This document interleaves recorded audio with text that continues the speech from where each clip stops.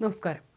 Tuition സെന്ററിൽ വെച്ചുണ്ടായ തർക്കത്തിന് പകരം ചോദിക്കാൻ ദിവസങ്ങളോളം ആസൂത്രണം നടത്തിയ ശേഷമാണ് താമരശ്ശേരിയിലെ 10ാം ക്ലാസ് വിദ്യാർത്ഥി ഷഹബാസിനെ കൊലപ്പെടുത്തിയതെന്ന് റിപ്പോർട്ട്. ദിവസങ്ങളോളം മുഖ്യപ്രതി യൂട്യൂബിൽ കാര്യങ്ങൾ തേടി. നെഞ്ചക്ക് എങ്ങനെ ഉപയോഗിച്ചാൽ വലിയ തോതിലുള്ള ആഘാതം ഉണ്ടാക്കാം എന്നതായിരുന്നു പ്രതി പ്രധാനമായും തിരഞ്ഞത്. 1ാം പ്രതി മാത്രമാണ് ഇത്തരത്തിലുള്ള പഠനം നടത്തിയത്.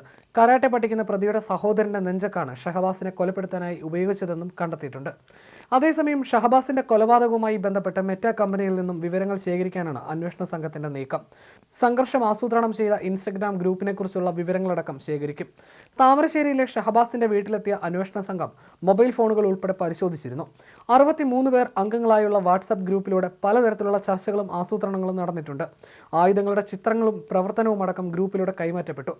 ഏത് തരത്തിലുള്ള ആയുധം ഉപയോഗിക്കണമെന്നതും ഗ്രൂപ്പിൽ വലിയ ചർച്ചയായിരുന്നുവെന്നും അന്വേഷണത്തിൽ വ്യക്തമായി.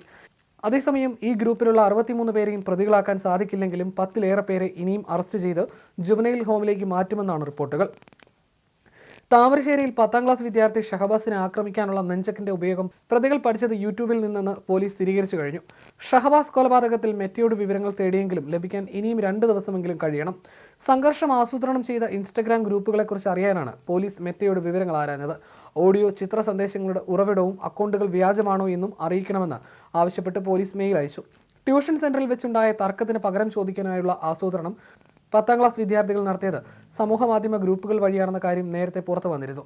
എന്നാൽ ഈ ഗ്രൂപ്പ് സൃഷ്ടിച്ചവർ, നേതൃത്വം നൽകിയവർ, നടന്ന ചർച്ചകൾ, ആസൂത്രണ രീതി തുടങ്ങിയ കാര്യങ്ങൾ കണ്ടെത്തുക കേസ് അന്വേഷണത്തിൽ പ്രധാനമാണ്. ഇതിന്റെ ഭാഗമായാണ് മെറ്റ കമ്പനിയിൽ നിന്നും വിവരങ്ങൾ തേടാൻ അന്വേഷണ സംഘം തീരുമാനിച്ചത്. സൈബർ പോലീസ് ഉൾപ്പെടുന്ന അന്വേഷണ സംഘം താമരശ്ശേരിയിലെ ഷഹബാസിന്റെ വീട്ടിലെത്തി പരിശോധനയും നടത്തി. ഷഹബാസിന്റെ ഫോൺ ഉൾപ്പെടെ സംഘം പരിശോധിച്ചു. അതേസമയം വെള്ളിമാടുകുന്ന് ഒബ്സർവേഷൻ ഹോമിൽ കഴിയുന്ന കുറ്റാരോപിതരായ 6 വിദ്യാർത്ഥികളും പോലീസ് സുരക്ഷയിൽ ഇന്നും SSLC പരീക്ഷ എഴുതി. ജുവനൈൽ ഹോമിലേക്ക് ഇന്നും വിദ്യാർത്ഥി സംഘടനകളുടെ പ്രതിഷേധ മാർച്ച് നടന്നു. KSU പ്രവർത്തകർ നടത്തിയ മാർച്ച് ഗേറ്റിൽ പോലീസ് തടഞ്ഞു. മുഴുവൻ പ്രവർത്തകരെയും അറസ്റ്റ് ചെയ്ത് നീക്കി. MSF പ്രവർത്തകർ നടത്തിയ മാർച്ച് പോലീസ് തടഞ്ഞതോടെ സംഘർഷാവസ്ഥയായി. പിന്നീട് പ്രവർത്തകരെ പോലീസ് കസ്റ്റഡിയിലെടുത്തു.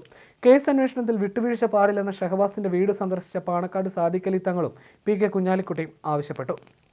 അതേസമയം പ്രതികൾക്ക് ജുവനൈൽ ഒബ്സർവേഷൻ ഹോമിൽ ലഭിക്കുന്നത് മികച്ച പരിഗണനയെന്നാണ് ലഭിക്കുന്ന വിവരം. പ്രതികളെ എല്ലാവരെയും തന്നെ വെവ്വേറെ സെല്ലിലാണ് പാർപ്പിച്ചിരിക്കുന്നതെങ്കിലും ശിക്ഷാ നടപടികളുടെ ഭാഗമായിട്ടുള്ള പരിഗണനയല്ല ലഭിക്കുന്നത്. പരീക്ഷാകാലമായതിനാൽ അത്യാവശ്യം വേണ്ട സൗകര്യങ്ങളെല്ലാം ഇവർക്കുണ്ട്.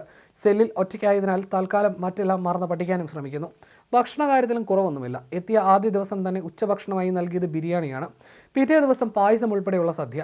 തിങ്കളാഴ്ച സാമ്പാറും ചോറും വിഭവങ്ങളും. ഒബ്സർവേഷൻ ഹോമിൽ തന്നെ ഭക്ഷണം പാകം ചെയ്ത് നൽകുന്നത് നിർത്തലാക്കിയിട്ട് വർഷങ്ങളായി. കുക്കിനെ ഉൾപ്പെടെ നിയമിച്ചിരുന്നെങ്കിലും ചിലരുടെ ഇടപെടലുകളുടെ അടിസ്ഥാനത്തിൽ ഭക്ഷണം ബോയ്സ് ഹോമിൽ നിന്ന് എത്തിക്കുകയാണ്. കുക്കിനെയും ബോയ്സ് ഹോമിലേക്ക് മാറ്റി. ബോയ്സ് ഹോമിൽ നൽകുന്ന ഭക്ഷണം മിക്ക ദിവസങ്ങളിലും പലരുടെയും സ്പോൺസർഷിപ്പിലാണ്. അതിനാൽ മികച്ച ഭക്ഷണമാണ് ഇവിടെ നൽകുന്നത്. രാത്രി ചോറും കറിയും, വൈകിട്ട് ചായയും സ്നാക്സുമാണ് നൽകുന്നത്. പ്രായപൂർത്തിയാകാത്ത കുട്ടികളിലെ ക്രിമിനൽ വൽക്കരണവുമായി ബന്ധപ്പെട്ട വിഷയങ്ങളിലാണ് ഒബ്സർവേഷൻ ഹോമിൽ എത്തിക്കുന്നത്. ഗുണപാഠം നൽകുന്നതിന് പകരം തെറ്റായ സന്ദേശമാണ് ഉന്നതരായ അധികൃതർ അറിയാതെ ചില ഉദ്യോഗസ്ഥർ ഇവിടെ നടത്തിക്കൊണ്ടിരിക്കുന്നതെന്നും ആക്ഷേപമുണ്ട്.